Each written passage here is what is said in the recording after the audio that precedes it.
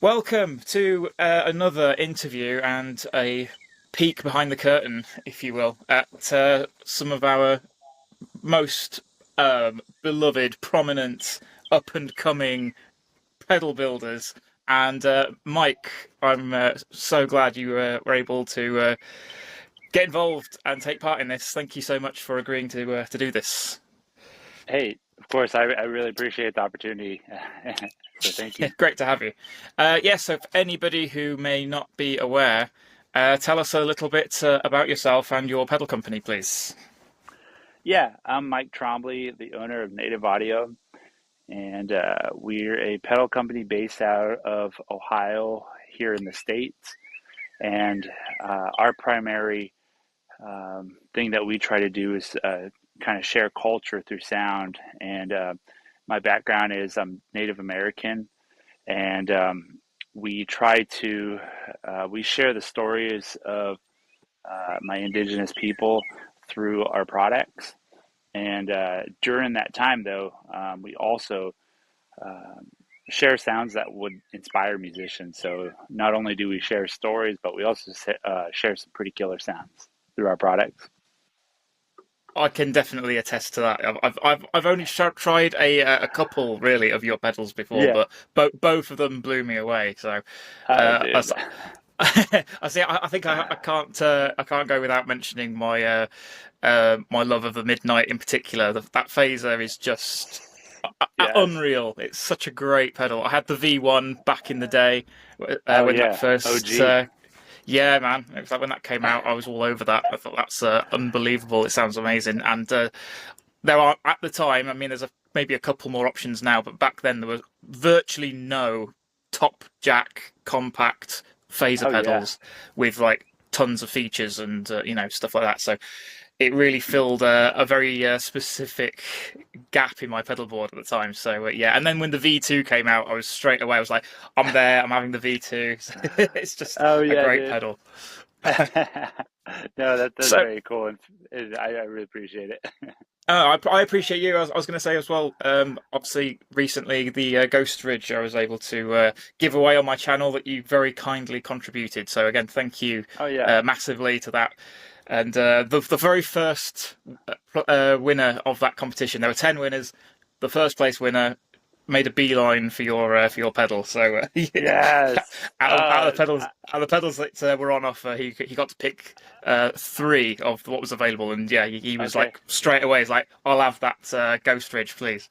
Oh my gosh. I remember you sent me that message.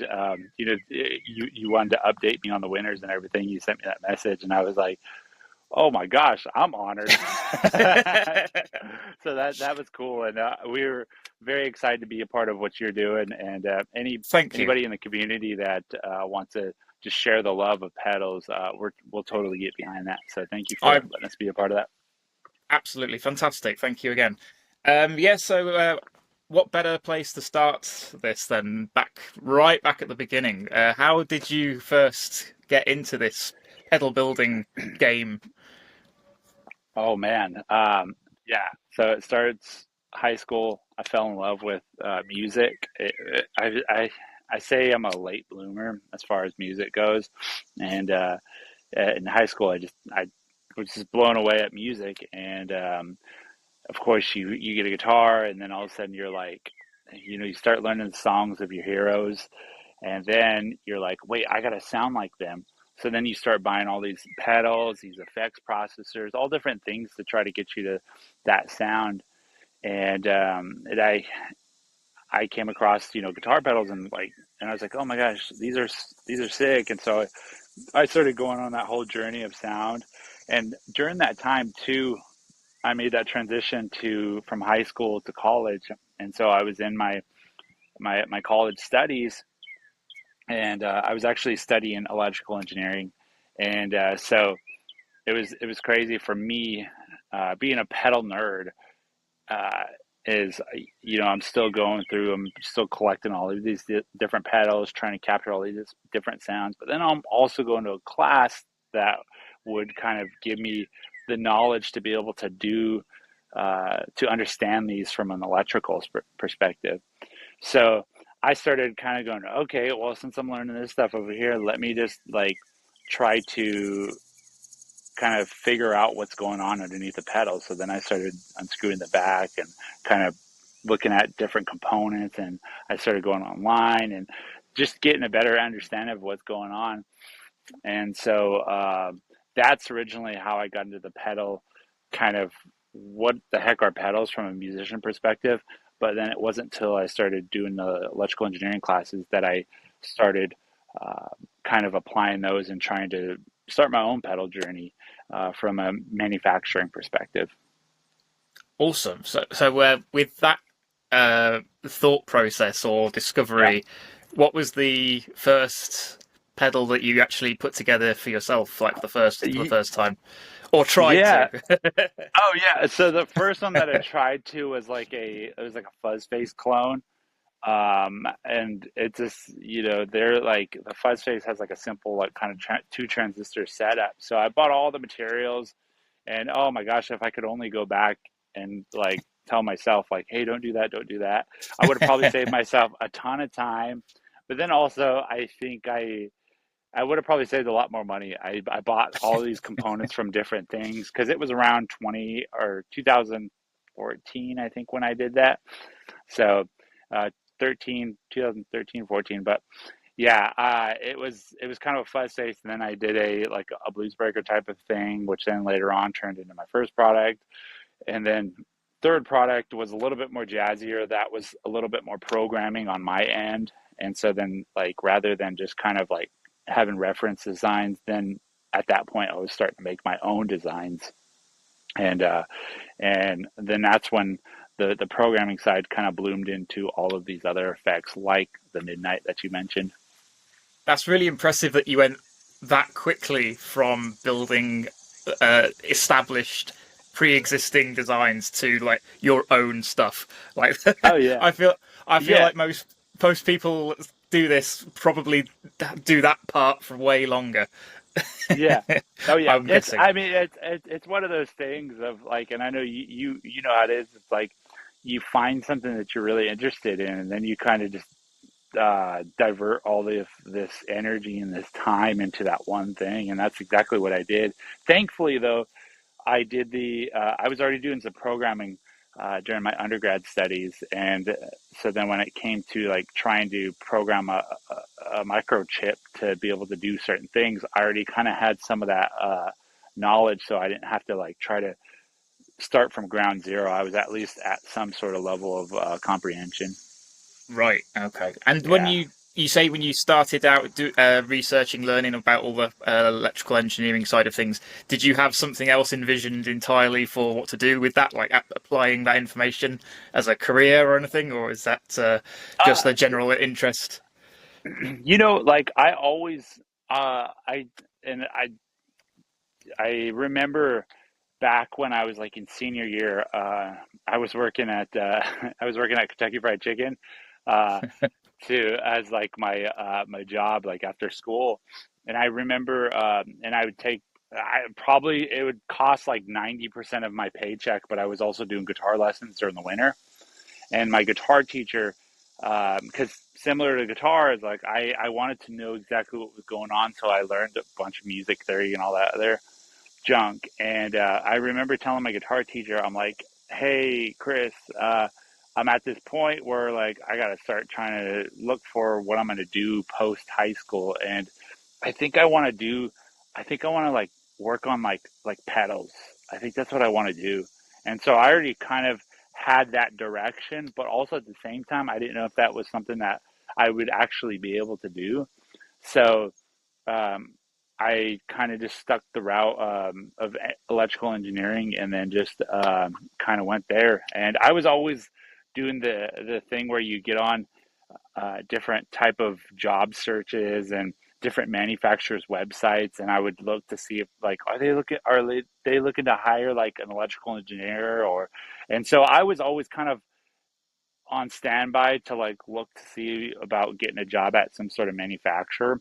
But it wasn't until I just started kind of rolling with this that native audio kind of just fit my interest in music, and then me uh, loving the whole game, or like the whole thing of business. There's a whole, it's like it's one thing to build pedals, but it's another to also like run a business and to be able to work with people. And so like, native audio kind of just scratches all of those itches. And then even more, it scratches the itch of being able to kind of discover and learn more about my ancestors and my culture. So, as much as I would like to go work here and there, Native Audio is kind of like a nice little home base that just feels cozy and it scratches all my itches.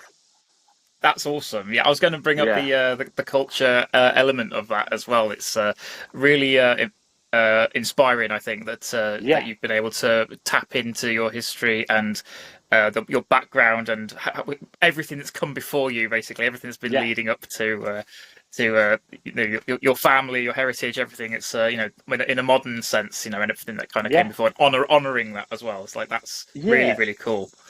yeah, yeah. And to that whole cultural thing is I grew up on the Blackfeet Nation, and I was there for a lot of majority of my childhood, and it's like you grow up around that culture and you just kind of think it's everyday type of thing. And I know this is similar to other people that travel to like different countries. They grow up in this country and then they move to this country and they're like, whoa, what the heck? This is all different. And I grew up in that on the Blackfeet Nation, and I just thought normal life was normal life. And it wasn't until I moved off the reservation, moved off the nation, that I realized that the other people aren't as familiar with like my culture or like the way our people did things, the way like the stories that we carried, that this wasn't just common knowledge. So, and then also even being away from like from my home, I just really had this drive to like not only learn more, not even not I guess I had this drive to learn more about like my culture, but I also had this drive to share it with others. And the older I get, the more I'm like feeling like like a connection back to like where I grew up and everything. But also at the same time, I'm an engineer. I love playing. I love telling stories, and so native audio has been kind of that train that I've been able to drive or ride in to be able to, I guess, take me to this place that allows me to share our Blackfeet people with other people that might have not heard about it. Yeah, that's fantastic, man. It's Yeah. as I say, really inspiring. Oh And yeah. you're a dad as well now, so as well you're able to you're spreading the nation even further afield, in your own Yes. personal world. Yeah. So yeah, Yeah. And that's the thing too is like, and now I have a daughter, and I'm wanting to also like I feel even more of a drive to like ingrain who we are and like where we came from into her, and so that way she knows her heritage, she knows her ancestors, and I always explain this to everybody else is like our culture is no different than other people's cultures in the aspect of like I know your family did things a certain way, and so did your grandparents, and so did your great grandparents, and that thing that they did is something very special to your family and kind of your lineage. And it's the same here. And it's just something I just want to share is just to be able to kind of open a door and bring people into kind of who we are and kind of the stories that we carry. that's awesome. Great Yeah. stuff. Thanks, man. Oh Um, yeah. so the getting back towards the pedal side of things then. So Of course. what was the first native audio pedal product? Like what was the first Yeah. release? Yeah. So we did the first release underneath the company name Red House Electronics. That's right. I'd And forgotten that. I'd forgotten that yeah, detail. yeah, yeah, Oh Red House. yeah. This is before all the native materials and everything. But I think my midnight phaser was actually branded yeah, Red if you got House. the V1, it's the Yeah. V1's definitely got and I think part of V2 also has Red House, if I remember. But the first pedal that we did would have been Mint Drive. And Mint Drive was an overdrive. It kind of lends itself to the Marshall family of overdrives and distortions. And yeah, so that would have been our first step into this whole pedal game. And you reissued that one not too long ago, didn't you? Or was it a Yeah, re-release? yeah. We just like we kind of did like a small little like kind of ode to kind of our past. Not necessarily like a hey, this is here to stay type of thing, but we just kind of wanted to revive that old Red House uh, familiar feeling. And so we took Mint Drive and we actually took one of the revisions. There was several revisions of that product, and we took the one that didn't have like the knob labels. They had custom graphics for the knob labels because that's one thing that we were originally going to do, but we ended up not. And so, and then also since that release, we learned a ton of stuff um, in the last like 10 years.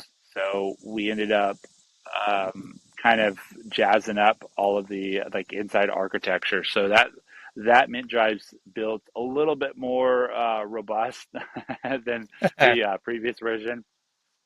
Fair enough.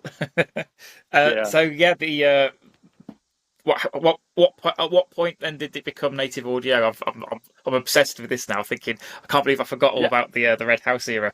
Oh no, dude, What you're was yeah. So we ended up 2018. We made the transition right? from Red House to native audio, and Right.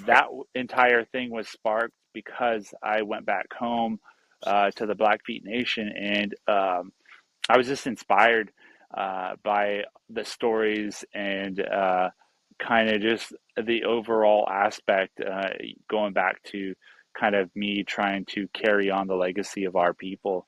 And I changed the name. This was actually you spoke of Ghost Ridge. Well, that summer we were actually getting ready to release Ghost Ridge, and we ended up um, we ended up releasing Ghost Ridge, but I swear it was like maybe like a month or two after, and then we came out with Native Audio. So I remember contacting a bunch of our dealers and saying, "Hey, you guys don't have the Red House, do you? Send it back to us, and we'll send you guys Native Audio versions." And so we swapped out the circuits and put the new enclosures because we ended up making that change. I like that thinking as well. That's clearly a business strategy decision to do that. So that shows that you've got that acumen as well. That you think, no, I, branding, get the branding right. Yeah, well, it's yeah, part of that, but then also I like felt really bad because I'm like, man, we just sold the dealers these pedals, and then now they got these old versions. So I was like, hey, I'll do you a solid and get you swapped out here. Fair enough. I do think Yeah, Native Audio is a better name. I do like the Red House name as well, but yeah, Native Audio yeah, it says everything in a very efficient way. So yeah, I think everybody approved of that change when you oh yeah, announced that back in the day. Yeah, so great stuff. What inspires you? You were talking about inspiration about going back to the Blackfeet Nation, yeah, and that inspiring. I know a lot of your pedals, especially like the artwork as well, uh, draws a lot of inspiration from that as well. But yes. as far as like effect, the actual effect itself, what inspires you to think I want to make that sound, or I want to make a pedal that does this? Yeah, I think a lot of what inspires it is originally it comes out of a need or like a necessity, and is like because I also play, and a lot of times while playing you're and you know how this is you start playing and you're like, man, it'd be really cool if I had an effect to do this, or it'd be really cool if I could capture this sound during this time. And that's really how a lot of native audio products kind of are uh, their origin starts is it's out of like a necessity or a need. For example, our Pretty Bird Woman chorus or like our Aki chorus, uh, those were originally started because I wanted a chorus sound, but also didn't want a chorus sound that sounded too thin or sounded like you were chewing on like metal aluminum. Um, I wanted something that was like warm, something that was lush, something that had range, something that wasn't a one trick pony. And that's where the Pretty Bird Woman, that's where Aki, those products ended up coming. So it is huge. It is a huge thing out of necessity. It's not necessarily like, hey, how can we shock and awe people? But it's more of like, hey, what can we do to create a product that will address people's needs, but also like is a pretty solid product and has range. Cool. So how long roughly does it generally take, if there is a general time period, time scale from Uh having that idea to actually having a finished pedal? it it and I did an interview a couple months ago, and somebody asked me a similar question. They asked me like, "Hey, is it like, do you think of a story and then you come up with a sound, or do you think of a sound and come up with a story?" And our formula, or like, we don't necessarily have a formula per se, but it's kind of like an iterative or whatever process. Is it's like we have this initial seed of an idea, and then we start kind of exploring it, and the more we explore it, the more it just kind of blooms and blossoms. And where um, a product could take 6 to like 9 to 12 months, depending on really how deep we want to explore the sound. And I'll give you an example. We just came out with the Frybread Fuzz in March, and the Frybread Fuzz was definitely something a little bit different than the typical native audio uh, vibe. And that product originally started July, and so it took we originally had a prototype for that in August, and then like we started playing it, we started giving it to friends to try, and we just realized it wasn't quite there. So we went and we just kind of scratched it and started from the ground floor up again. And uh, and I think we had the hardware done by January, and then we received all of like um, the boards and prepped and everything like that by February. But we actually didn't have the artwork and the design done till probably January as well. So uh, with native audio, um, the design or the artwork is just as strong as the hardware itself, because um, it's not only what sound are we trying to convey to the user, but also like what story are we trying to tell. And because if we create a product that sounds really good, but the story is just like a dud, I don't think we're quite doing the brand justice. And so um, it's kind of this thing of creating a story and creating a sound together, and those together can take anywhere from like 6 months to probably a full year. Wow, that's impressive. And I'm guessing there's a difference.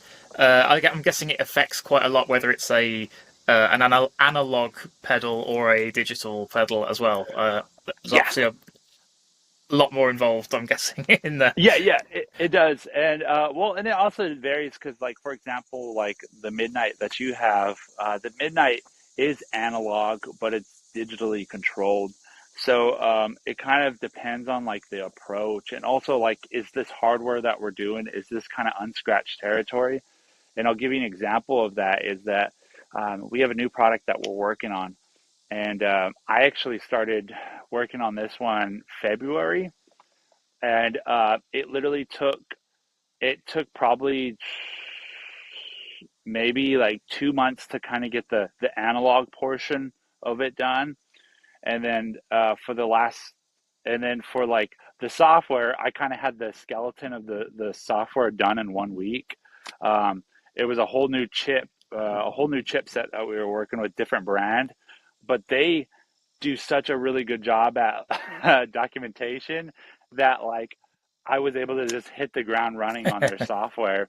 Um, but that was like the initial software, and all of these different elements. And now the last month has been me trying to put together all of these different things that I drafted up in 1 week. and try to put it into a format that is replicable for like manufacturing, and yeah, and then so hopefully that will be out here like in the next couple of months. But that's something that we've been working since January, I would say, and that's been a combination of like uh, the software and the hardware. Like hardware we got done, but then its software is kind of lagging behind just a little bit. Intriguing. So Yeah. there's a little bit of an exclusive there potentially Oh, for yes. Yeah, yeah, it is. Yeah, this is the first time that we're some announcing this a, one.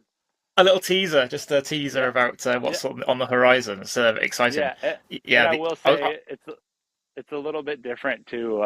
So for your listeners, this is definitely a little bit of a side trip for native audio. But like sound wise, it sounds pretty killer, and I think this is definitely uncharted territory for us. So we're kind of like throwing this out there, and we're like, oh, I hope it works. so yeah, but we're excited though, and that's one of the biggest things to doing this brand is that I've come to realize is that I don't want to just create things that are just like, hey, this is a clone of this and yeah, have fun, but it has our name on it. We don't want to do yeah, that. And we actually want to be able to come out with products that um, sound different. And then also kind of for the user, the application's a little different as well. Oh, okay, interesting. So, Yeah. is it a potential new format, layout, design with this one, or is this Yeah. I'll say it's okay? definitely a different layout Interesting. than Okay, our previous pass, but it also kind of has a nice little salute to different functionalities in the past. But yeah, this is just a different way to approach a sound, and I hope people enjoy it. But those type of products are really fun and also risky, but that's why we're in this business though, is to like kind of break some ground on different fun stuff and not just kind of do what somebody else is doing. exactly. You've got to try new Yep. things, otherwise, people lose interest. You lose Yep. interest yourself. You've got to stay That creative and keep things fun. that is absolutely correct. Because if we lost interest, then I don't think this thing would ever make it to the market. So it's definitely got us pulled in, and I hope other people get pulled in as well. That's really exciting to hear. I'm looking Yeah. forward to hearing more about this or seeing it Yeah. soon in the not too distant future. Yeah. No, definitely. I was going to ask as well the layout of the Ghost Ridge and is Yeah. it Rising Sun? Is it also has the same? Or am I getting confused with something else? I get confused Pretty easily. so Ghost Ridge, Pretty Bird Woman, and Two That's Medicine. They have the four knob that's the and one. preset. Yep. That's the one. Yeah. I was going to say that's such a unique and amazingly simple and clever, intuitive format. I was like, Yeah. from the first time that Ghost Ridge came out, I was like, that is amazing. It's such an incredible uh, It, design of streamlining a complex effect into such a simple, intuitive, like I said, design layout.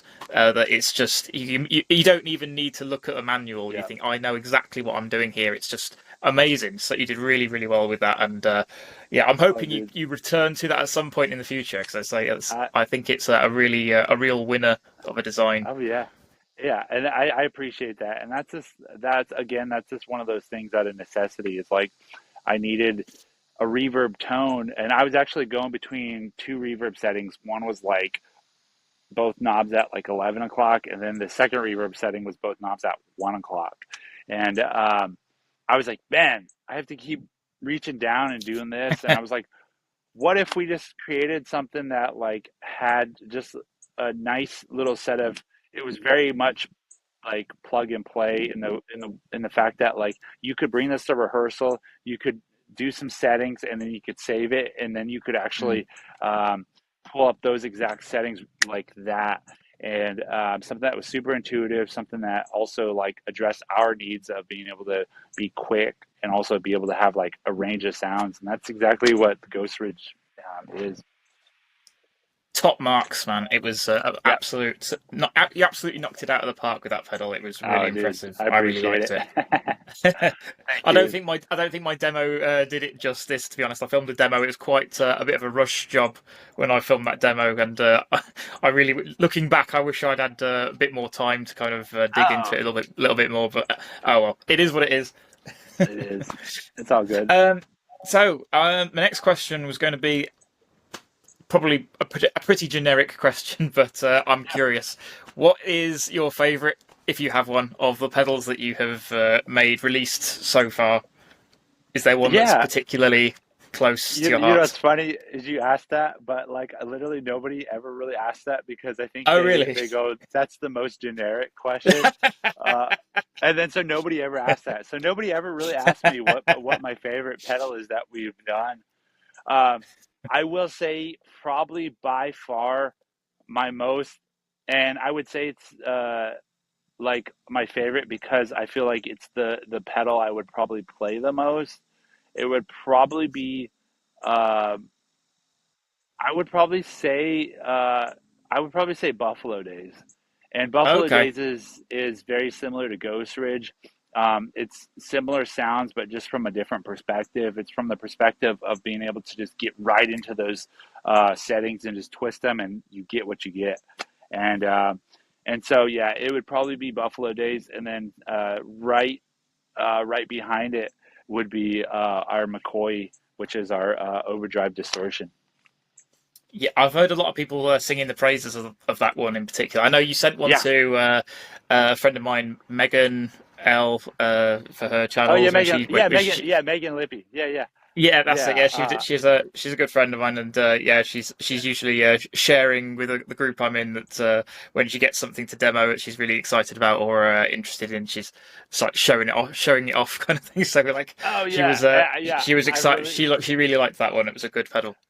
yes, I Sounds really very appreciated. Yeah, Megan, and she did a killer demo on that one on her channel, Megan as Lippy on always, YouTube. as always. Yeah, she did a killer job because I know she's a big Chili Peppers fan. And so I told Megan, I was like, hey Megan, I was like this thing, I was like low key, this thing kind of was geared towards my obsession with John Frusciante, and so I was like I bet her ears definitely, pricked up yeah, immediately. Just I, like, I was like Megan, definitely, I was like just try some of your your Frush on there, and sure enough. Literally, she on her demo, she does a couple Chili Peppers riffs on there, and she did them really well because the McCoy kind of has this. I don't even know. It's just it's got a really good sound on it. Like it's compressed, like low gain compression, and then middle the compression kind of lays off, and then now you get this crunch, which kind of sounds like a Marshally crunch, but then gain all the way up, you just get this kind of like edge of fuzz sort of tone, and so it covers just an enormous amount of range, and that's why it's probably one of my favorites. I will try one at some point. I will get my hands Yes. on one Oh yeah. and give it a go for myself because Heck yeah, I dude. will admit overdrives generally don't particularly do a lot for me. I just don't get excited by them because there's so Yeah, many about. They're there everywhere is. Oh and yeah, everyone's got their own takes on yep, these classic circuits. And of yeah, they course. it gets a little bit just too much for me at a lot of the time. I just think, I'd rather have a distortion or a fuzz. But saying that, there are a handful of overdrives that have really blown me away when I'm not expecting too much from them. So, from Oh, of what I've course. heard, I'm expecting yours to be one of those. So yeah, I will let you know how I get on if I if I get grab one of those at some point. I will give you Yeah, my thoughts dude. and let you know what I think. Um, Oh, I appreciate it. here's a question that I wanted to ask.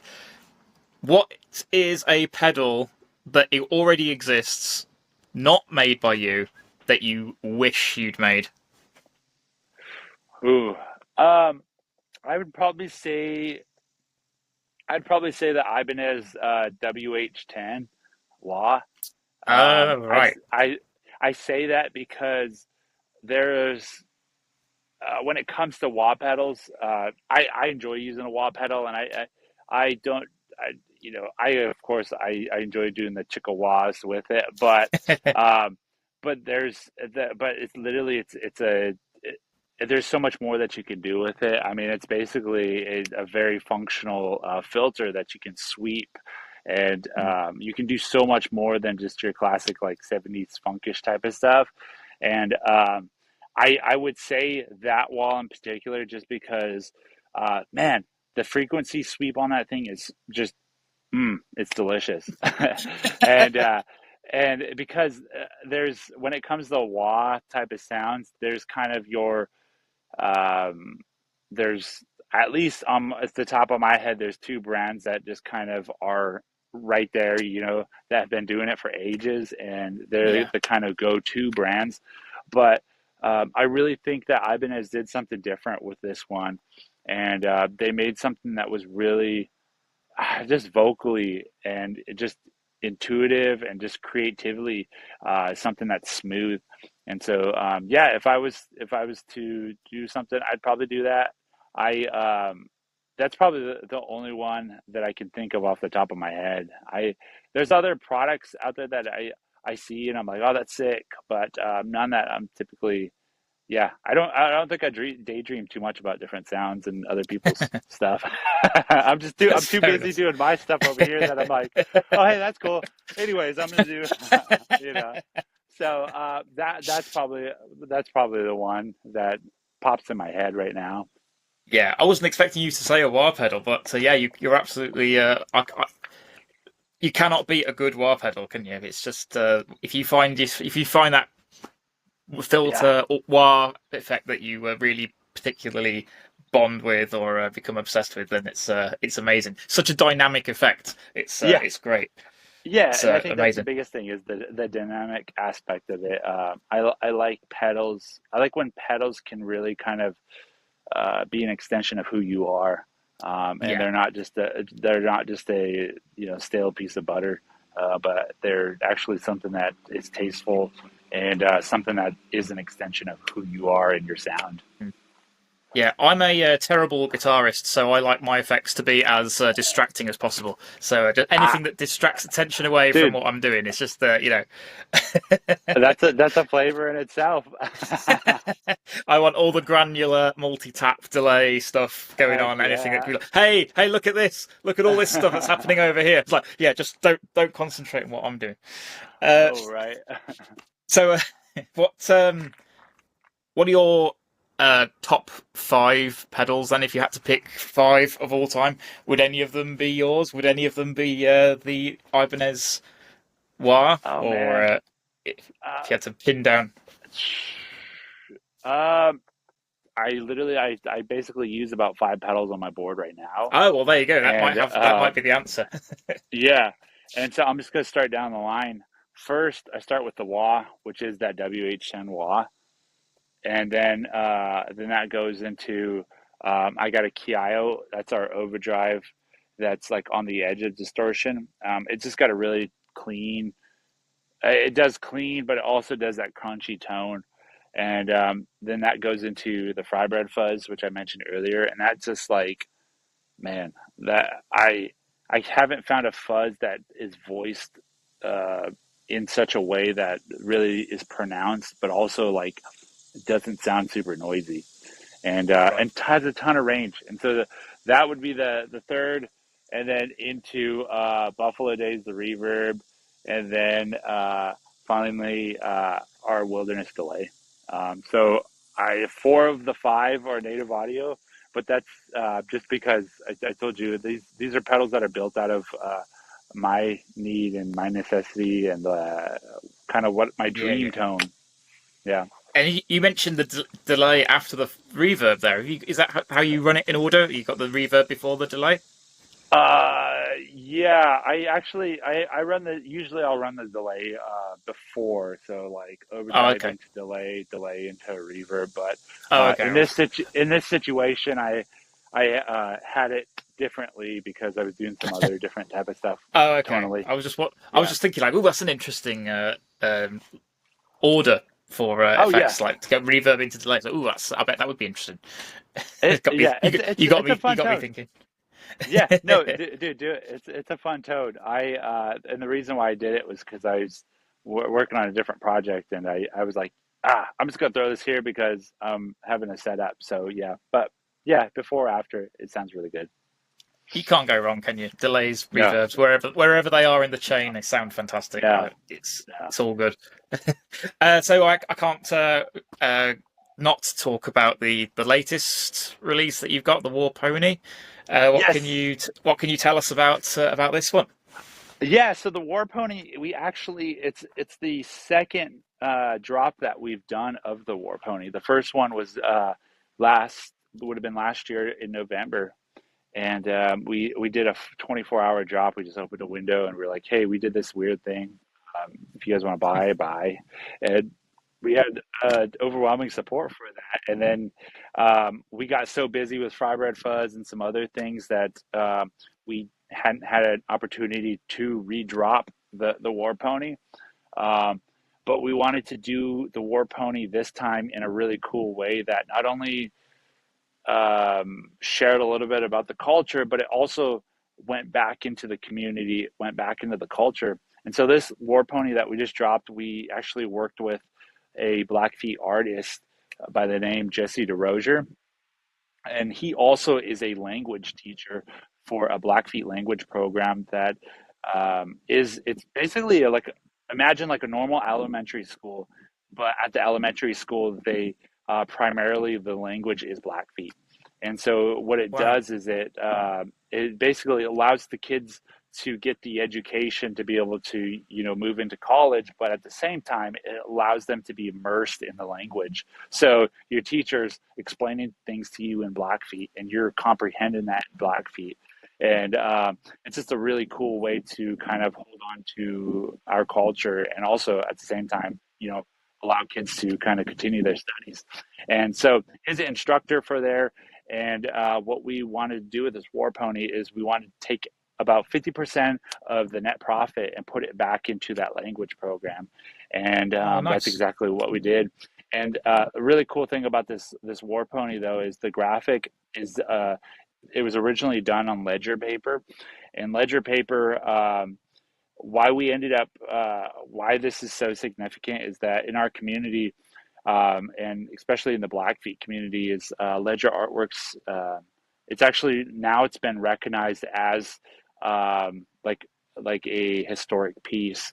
And what ended up happening was our Blackfeet people and also other Plains Indians, they used to do artwork on um, hides, like buffalo hides, and then later on this would be uh, done onto to be made as a shelter, like on teepees, and this artwork would share a story. And later on, because of the westernization of our tribe, we ended up not having access to these hides, but we still had these artists that wanted to create and share their stories and to be able to share their art. And so they started doing it on this ledger paper. And so it's kind of carried into like today, and a lot of contemporary Blackfeet artists use this ledger paper to kind of share their artwork and share their stories. And that's kind of the story behind this. And so what we did was we worked with the artist, Jesse, and I kind of shared, hey, here's the story of War Pony. Can you kind of come up with something for this? And he ended up doing artwork on an 1890s, late 1800s ledger paper. And we took Wow. that artwork and transferred it to a pedal. And so literally when you buy the pedal, you can actually see the old ledger marks, and there's some handwritten numbers that people have done. So it was really cool to be able to do that and just kind of share a little bit about the history of Blackfeet art, and also uh, give back to a great cause. And this pedal also is an overdrive distortion. It does everything from like a clean, punchy thing all the way up to like a chaotic, like blistering type of noise. What was it again? Yeah. How did it go? It gets wild. We literally, yeah, we like left no boundaries on that one. Typically, like when you design a pedal, you're like, maybe we should do this just that way it doesn't get too chaotic. This one, we were just like, let's leave it. Let's just Yeah.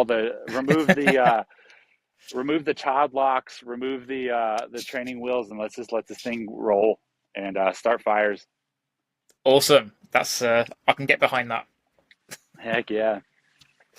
Well, thank you very much, Mike. I think that's a great place to wrap things up. And yeah, thank you again for agreeing to do this and take time out of your very busy day to have a chat.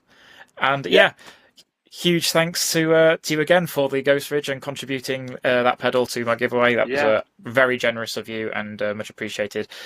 And yeah, to everyone watching, thank you for watching this episode, and leave all the usual, comments, likes, and all of that business on this video. And yeah, let me know if there's anything, if there's anyone that you want to see an interview or speak with again in the future. So yeah, again, thank you, Mike, and I'll let you go. Awesome, dude. Well, hey, I really appreciate the opportunity, and I love what you're doing, just instilling this love of pedal culture, this love of pedal.